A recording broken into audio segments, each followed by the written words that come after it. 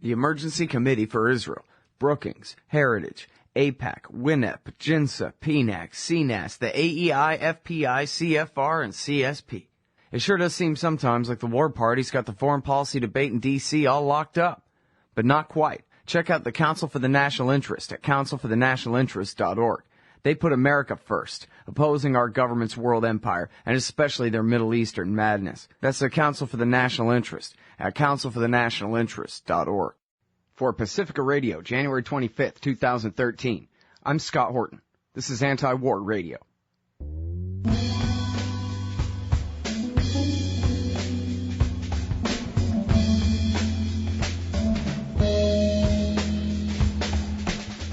Thanks for tuning in, y'all. It is Anti-War Radio, here every Friday from 6:30 to 7 on KPFK 90.7 FM in L.A. Now, this week has been a really good week for interviews on my other radio show. I talked with Yosef Butt and Mohammed Sahimi about Iran, Philip Giraldi on Christian Zionism, Max Blumenthal on the results of the Israeli elections, Eric Margulies and Patrick Coburn both on the war in Mali, and Chris Woods on the drone war, among others. You can find the archives of all those at scotthorton.org. Tonight's interview was recorded earlier this afternoon with John Glaser, editor of antiwar.com. All right, welcome to the show. John, how are you doing? Very good, Scott. Thanks for having me. That's good. Very happy to have you here, especially, to wrap up the week, a Friday night foreign policy show. There's so much going on this week. I turn to you because you're good on so many different things. Let's start with the war in Mali. That's really the biggest deal of all. How much American involvement is going on with this French invasion, for starters here? Well, essentially, what we know is that the U.S. Air Force has been bringing in French troops and equipment and vehicles so that the French can, properly occupy and militarily intervene in Mali. That's the extent of it, except, U.S. officials like, for example, Secretary of Defense Leon Panetta has hinted that certain other things might be going on. He says, he has vague references to intelligence sharing or, the fact that they won't comment on whether or not our CIA is in there and these types of things. So our involvement is undoubtedly bigger and more extensive than is on the lips of U.S. officials in Washington.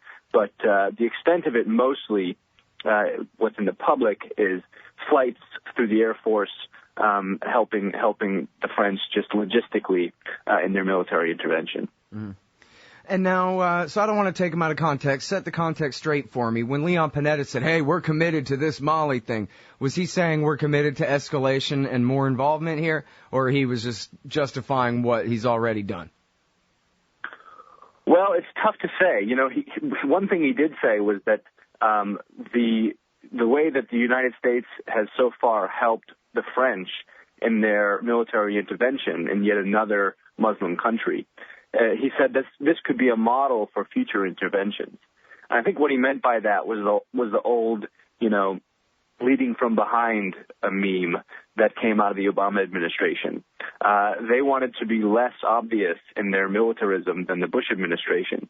So they relied on things like drones. So they didn't have to do conventional ground invasions.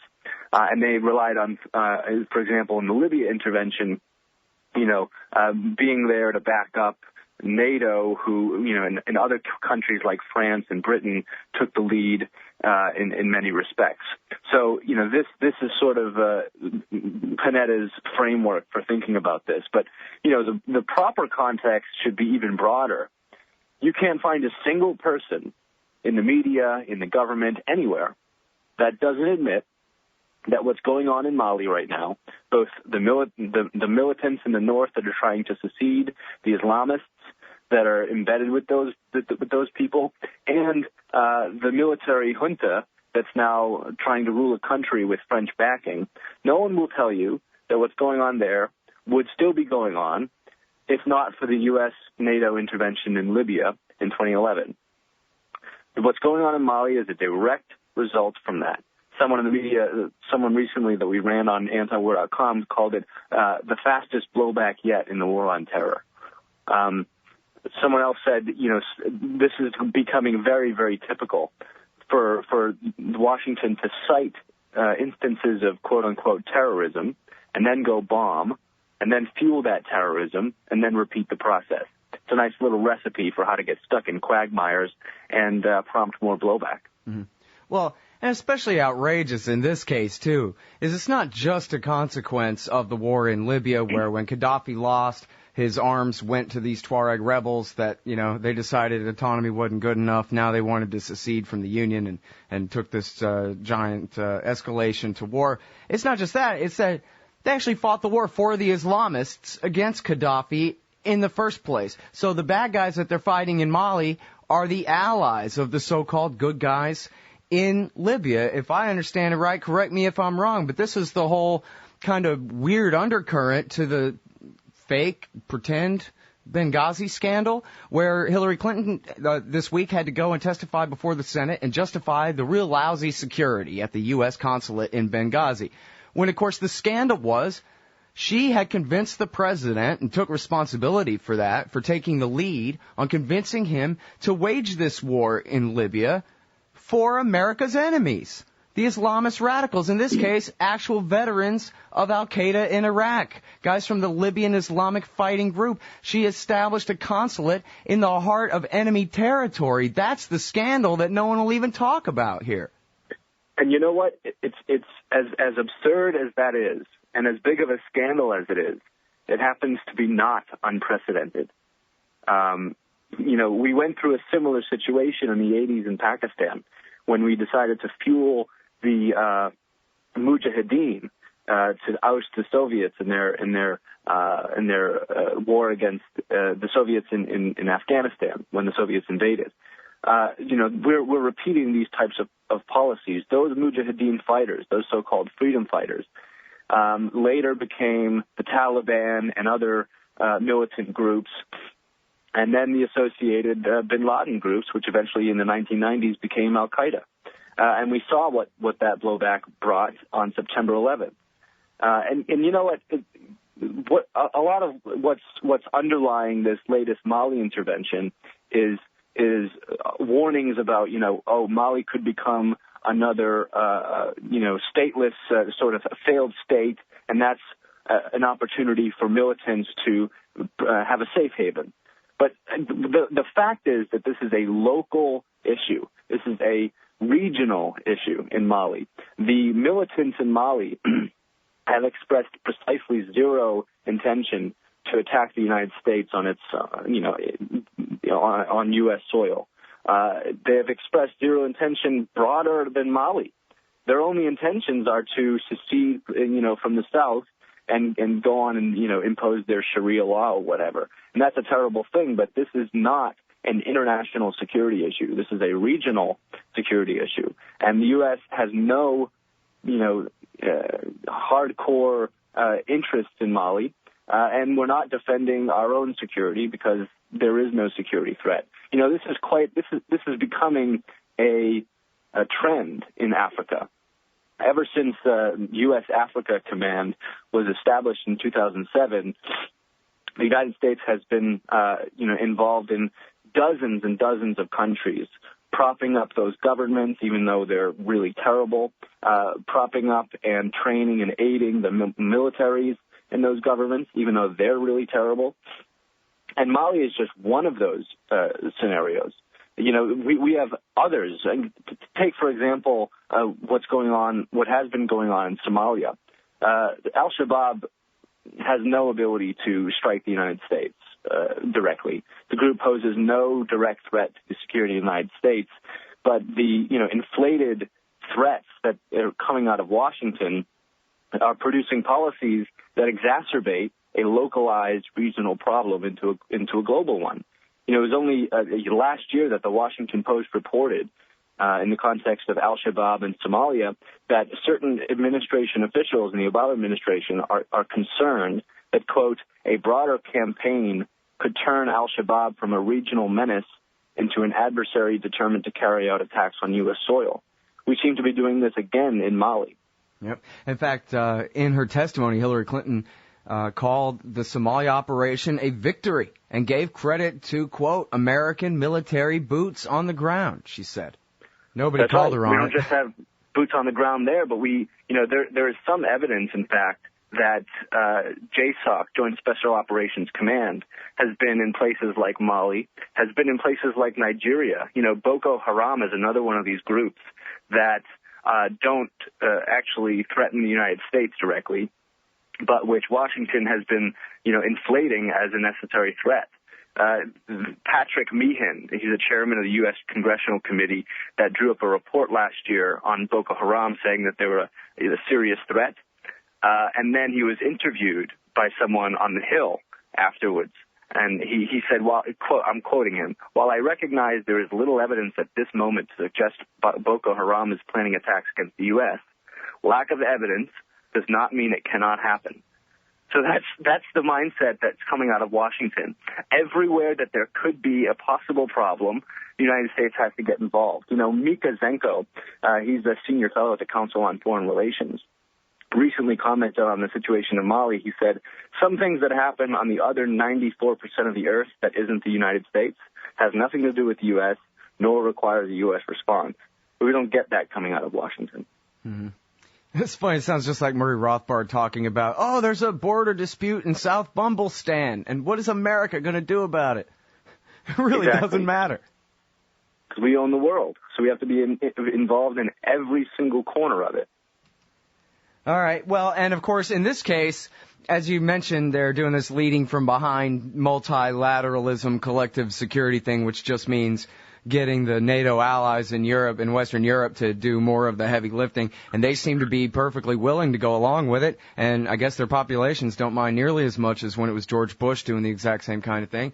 But now David Cameron, the Prime Minister of Great Britain, said the other day that he sounded just like Tony Blair, sounded just like George W. Bush or Dick Cheney, Cheney's grim vision. That's what one newspaper called it. Decades of war. We are going to have to fight Islamists. Basically, wherever there's sand on the ground, we all, NATO, have to wage war there from now on.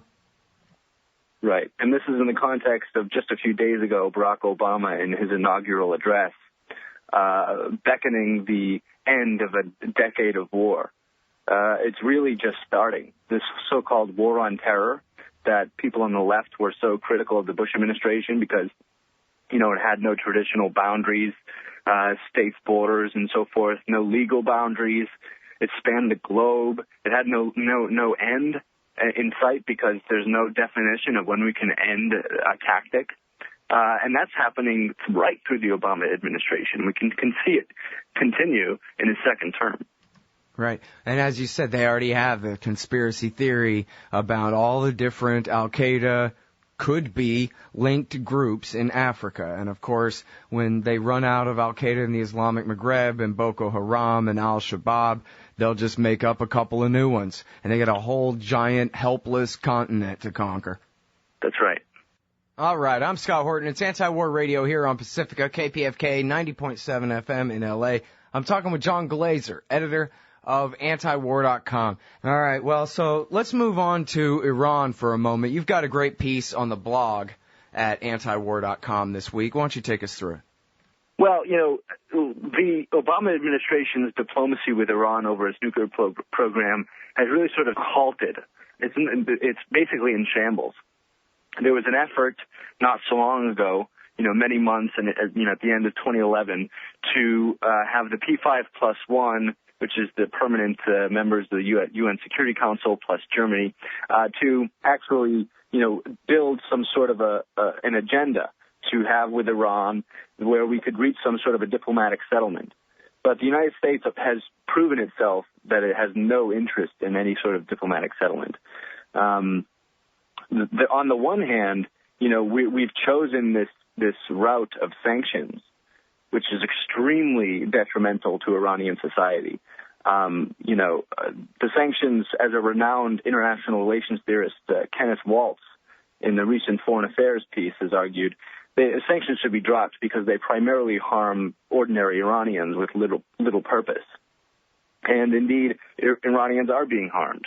Unemployment continues to rise. Inflation is increasingly out of control.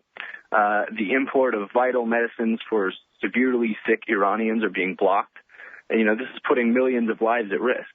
When a country puts sanctions on another country, like the United States has been doing to Iran, what it does is try to shut down exports and imports. They also try to target particular industries like the banking industry or the oil industry or certain firms that might have a connection to the Iranian state and so on and so forth. But economies are really complex things. I mean, all they really are collections of individual actions between millions of people. And when that sort of complexity runs head-to-head with just, blanket sanctions, which is economic warfare, essentially, trying to stop the Iranian economy in its tracks, you end up with problems. So pharmaceutical companies can't get loans that are necessary in order to buy drugs that are overseas, because the United States has, of course, imposed sanctions on the banking industry in Iran. So all these types of things, right, are happening on a large scale.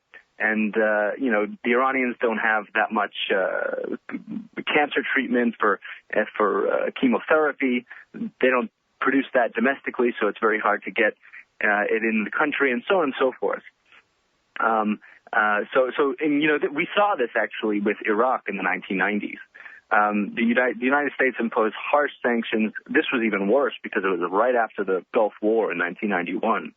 And the United States led the world in imposing harsh sanctions on Iran.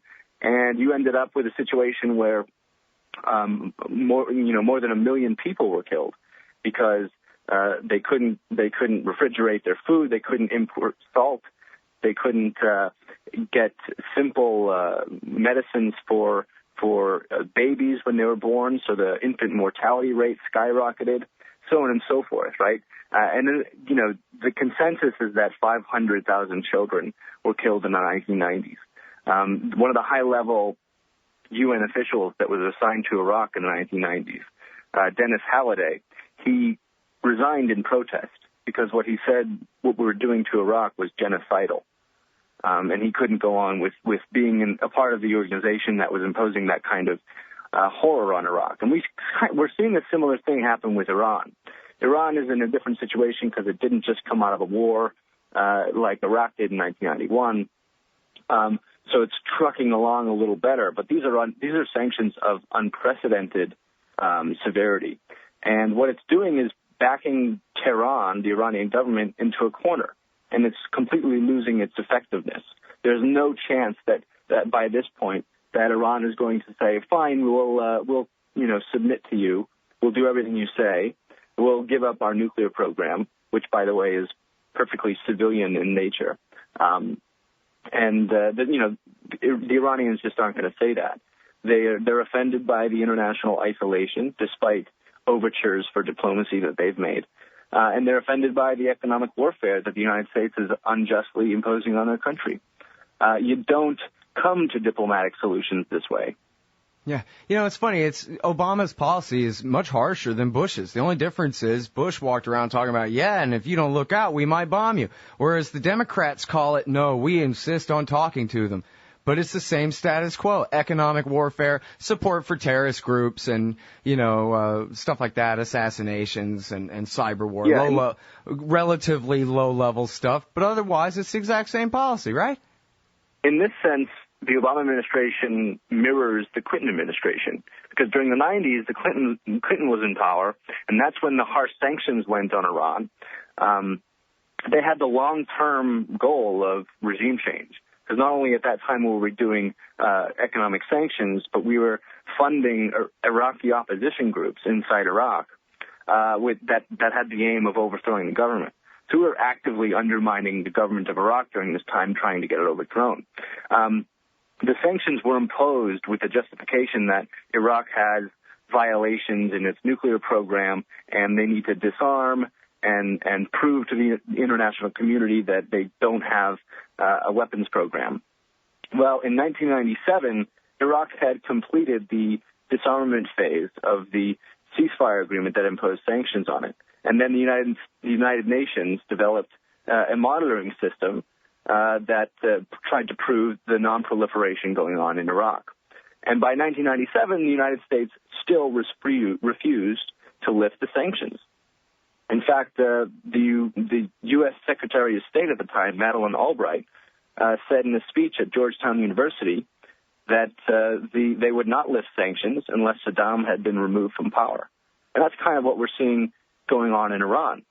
The Obama administration clearly doesn't seem to be interested in a diplomatic settlement where the Iranians prove that they don't have intentions to build nuclear weapons. Because if they, there's been many opportunities to do that. Instead, what they've done is focus on economic warfare and trying to undermine the Iranian government. If an administration more prone to military intervention follows the Obama administration, we could see a repeat of what went on in Iraq, and that's really unfortunate. Yeah. All right. So now what do you expect for, John Kerry said this week that he would like to he agrees with the president. Of course, they have to solve this problem diplomatically. Do you think that they're going to try to do anything except maybe just keep the status quo for the long term? We'll have to see. What either has to happen is, a complete diplomatic breakthrough where the Obama administration starts making concessions to the Iranian government. Okay, you can produce nuclear fuel. Right, so forget that. Entitled. In other words, the choice is either economic war or real war still. That's right. That's what seems to be coming down the pipe. Yeah. All right, so now I know also that there's been a lot of great coverage at antiwar.com this week, John, about Yemen and about Pakistan and recent ratcheting up of the drone strikes. What can you tell us about that? Well, the Obama administration has continued to bomb both Yemen and Pakistan. And as we were talking about before with Mali and these types of places in Libya, what it's doing is it's having an effect of bolstering the Islamist and anti-American sentiment in these countries. When the Obama administration in 2009 started to bomb Yemen with drones, there were maybe 300 members of Al-Qaeda in Yemen. Fast forward to today, there's estimates that go as high as about 3,000. People in Yemen are visibly and actively angry at the United States for continuing to bomb the country. We're not at war with that country. The way we continue to do it is through a technological loophole with drones and by bribing the Yemeni government, which we helped install, with money and weapons and military assistance so that they will allow us to continue to bomb people who are mostly helpless nomadic tribesmen in the sand dunes of Yemen. This is extremely dangerous policy. Not only is it dangerous, but it's killing people, and it's laying the groundwork for more blowback. Luckily there's started to be some pushback against this, both in the United States and from the international community. The UN officials have announced that they will start to launch a major investigation into civilian drone deaths. They'll focus in Pakistan, but they'll also take advice from lawyers and from activists inside Yemen who know the situation well. We have to see if the UN will actually be successful in imposing some sort of order or legal restrictions on the United States, but I highly, highly doubt it. The United States seems committed to continuing to have wars where first of all, they're secret. Second of all, they don't need any congressional approval or transparency or accountability or anything like this. And thirdly, since it's in secret, the Obama administration doesn't have to admit when civilians get killed. It wasn't so long ago that the New York Times reported that, according to administration officials, the way that they're counting people as militants is to say if they're in a certain geographic area, namely Pakistan or Yemen, if they're a male, and if they're of military age, which typically means 16 or 18 and above. So, if that's their criteria for who to be killing in their worldwide targeted killing program, assassination essentially, they're not only in breach of law, but it's a humanitarian disaster. Yeah. Well, and by the way, that New York Times piece was clearly orchestrated by the administration in the first place. It said in the first paragraph or second paragraph, this is based on interviews with the top 2 or 3 dozen national security officials explaining that this is how they wage their drone war. So might as well have been written by the Pentagon, in other words. No, that's right. This wasn't an accusation against them by a Code Pink activist or something. This was their story. Exactly.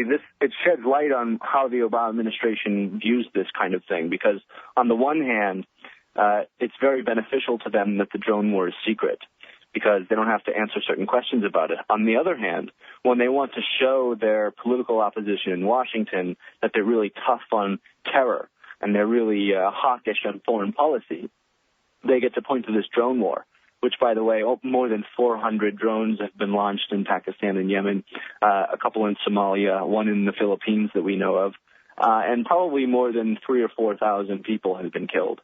So when a top al-Qaeda official that they actually have that can actually name, because they rarely name these people, is killed by a drone, they get to brag. And then when reporters ask hard-hitting questions about the drone war and the legal implications, the humanitarian implications of it, the Obama administration gets to say, well, it's secret, so we can't tell you anymore.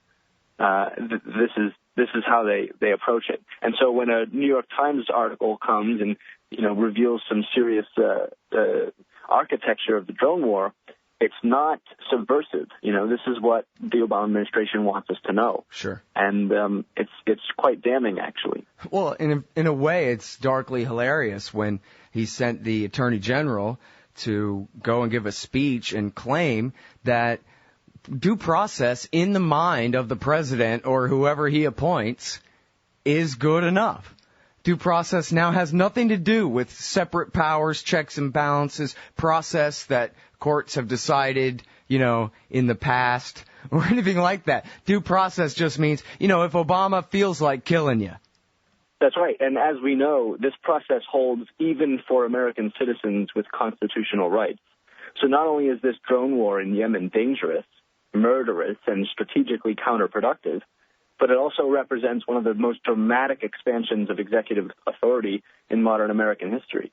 I mean, we haven't seen anything like it. The president can literally choose to kill an American citizen on his own say-so, without congressional opposition, without legal opposition, without any transparency or accountability.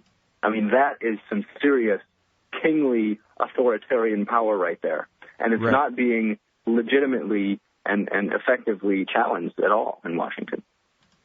Right, or in the mass of the population, because conservatives already agree that the president ought to be able to kill whoever he feels like, no matter who he is. Even if he's a terrible Kenyan secret agent of Al-Qaeda or something, they still think he ought to have the power to assassinate, because, hey, it's the office of the presidency, and I guess that's what conservatism means. And then the liberals, who would mind if it was a conservative in the chair, don't, because it's not. It's one of their guys. And so, even though there are still great liberal writers and liberal radio show hosts, the masses of Democratic supporters, they don't care who Obama assassinates at all.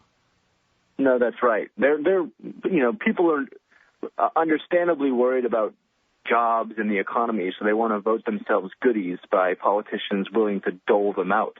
But unfortunately, most of them don't even know about drones. The ones that do, according to polling, there's widespread support for drones. We're kind of in a situation in like 2003, 2004, when the Bush administration was revealed to have, orchestrated some torture regimes in Guantanamo and Abu Ghraib and so forth. Torture, if you polled Americans, had support. That started to change a little bit, and the polls gradually got less and less in favor of torture. But we're at the same situation with drones right now. Most people still support them, and that's really unfortunate. And selfish, too, because the whole idea is that we don't have to go in there on the ground and put our own people at risk. We can just bomb people, nameless, faceless individuals in far-off countries, with a remote control in Arizona, and there's no political cost to it. So. Man, how corrupt is that? All right, thank you so much for your time, John. It's great to talk to you as always. Thanks very much, Scott. All right, everybody, that's John Glaser, editor of antiwar.com. I'm Scott Horton. You can find my full interview archives at scotthorton.org, and you can find me on Facebook, Twitter, and YouTube at /Scott Horton Show. We'll be back here next Friday from 6:30 to 7 on KPFK 90.7 FM in LA.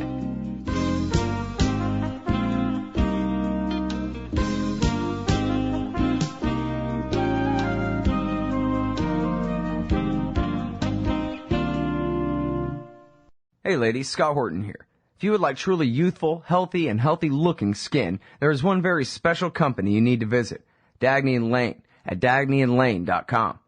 Dagny & Lane has revolutionized the industry with a full line of products made from organic and all-natural ingredients that penetrate deeply with nutrient-rich ionic minerals and antioxidants for healthy and beautiful skin.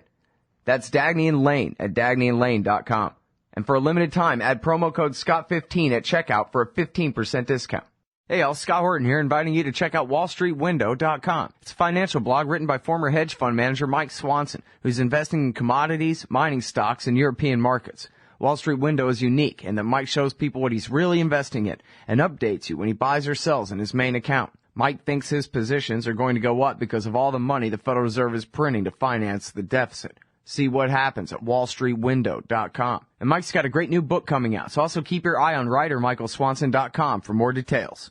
Hey everybody, Scott Horton here, inviting you to check out the Future Freedom Foundation at fff.org. They've got a brand new website with new and improved access to more than 20 years worth of essays promoting the cause of liberty. And FFF's writers, including Jacob Hornberger, Jim Bovard, Sheldon Richmond, Anthony Gregory, Wendy McElroy, and more, aren't just good. They're the best at opposing and discrediting our corrupt overlords in Washington and their warfare, welfare, regulatory police state. That's the Future Freedom Foundation's new and improved site at fff.org. Man, you need some Liberty stickers for the back of your truck. At LibertyStickers.com, they've got great state hate, like Pearl Harbor was an inside job. The Democrats want your guns. U.S. Army, die for Israel. Police brutality, not just for black people anymore. And government school, why you and your kids are so stupid. Check out these and 1,000 other great ones at LibertyStickers.com. And of course, they'll take care of all your custom printing for your band or your business at TheBumperSticker.com. That's LibertyStickers.com. Everyone else's stickers suck.